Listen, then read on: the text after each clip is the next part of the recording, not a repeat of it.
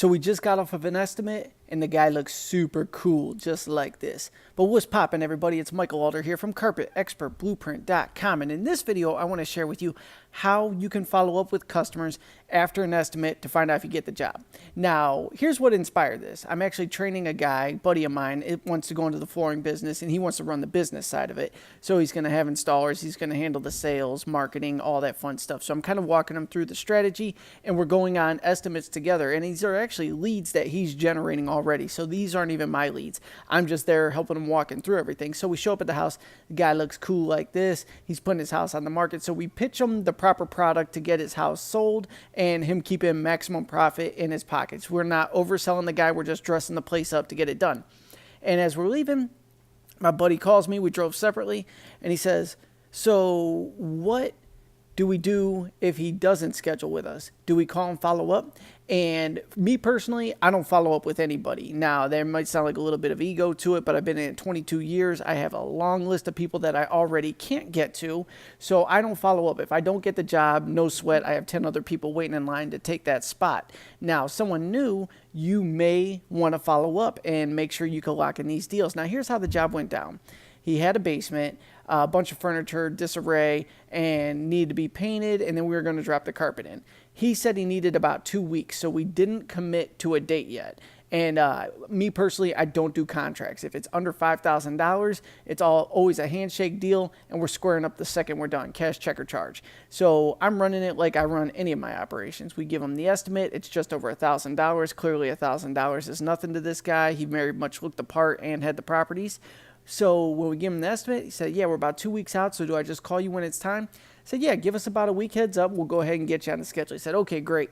So my buddy was wondering, well, what if he doesn't call us, or do I follow up to make sure we're still on track? And like I said, me personally, I don't follow up with anybody anymore, but someone new, there's a few things we can do to follow up without sounding annoying to the customer and to keep our pipeline full in the beginning because we're trying to get this money.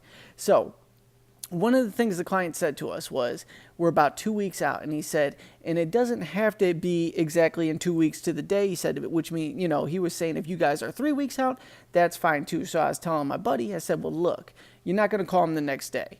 You got to wait at least a week, and you could reach out to him and say something along the lines, we are filling up the schedule for the week of blank, which would be roughly 2 to 3 weeks out from the date he decided. And this is if we haven't heard back from him yet. We're filling up the schedule for the week of blank. We have a couple days open. I was just checking in with you to see if you were ready to move forward, and if so, we could lock you in. If you need some more time, no sweat. You just let me know when you're ready. Based on that simple conversation, the customer's going to do one of two things.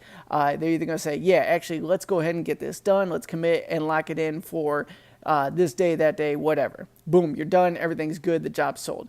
The next thing is, to be completely honest, I haven't even done the painting yet, dude. I still need a couple more weeks. No sweat. You just let me know when we're ready. We got you. Now, that could be a cop-out, or it could be the honest truth. Either way, you might still be on the hook. And then finally, there's the last one of, I'm not sure yet, but I will definitely hit you up soon as I'm ready. That's a 50-50 shot there, and you might not have the job. So based on any of those there, you could lock him in right on the spot, or you could do a follow-up if it seems sincere and he just needs a little more time. Now, the other way to follow up with the customer indirectly, but still try and get a result to find out if you had the job, is to go back to the lead source. So, for example, this gentleman that we gave an estimate to was a referral from the real estate agent who my buddy is friends with. So my buddy could go to the real estate agent and say, hey, just checking in. Did you get that house listed yet? And based on her response, it could be, yeah, it's already on the market. Boom, the job went to somebody else and you need to just drop it off the list. It's fine.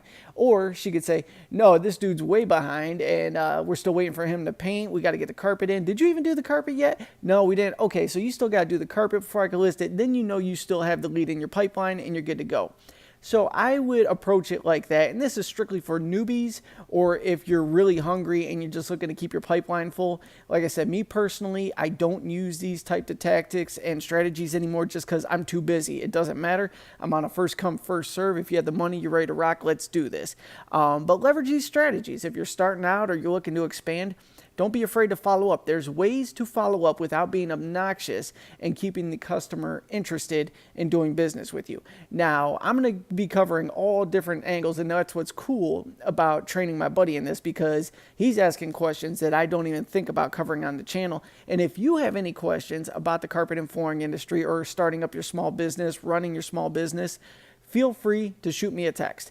You hit me up at 440-678-1151. And for all of our resources to expand your business, drop by carpetexpertblueprint.com. Links below the video as always. Thank you so much for tuning in. I'll connect with you on the next one.